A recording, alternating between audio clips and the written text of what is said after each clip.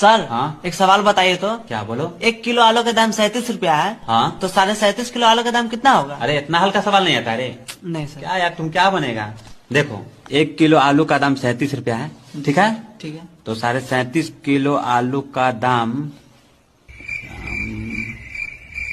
इतना महंगा आलू लेगा रे। आलू को सस्ता होने दो, ठीक है। ठीक है। मान लो 1 किलो आलू का दाम 10 रुपया है, ठीक है। ठीक है। तो 37.5 किलो आलू का दाम इतना ज्यादा आलू लेकर क्या करेगा। आलू को घर पे रख के सड़ाओगे क्या। नहीं सर। तो आलू को थोड़ा कम कर दो, ठीक है। मान लो 10 किलो आलू है, ठीक है। तो 1 किलो आलू का दाम 10 रुपया है।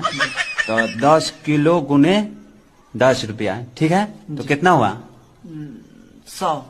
तो तुम्हारा आंसर हुआ 100, ठीक है। ठीक है सर। यानी कि आलू महंगा था। और तंका महंगा था, बहुत महंगा था।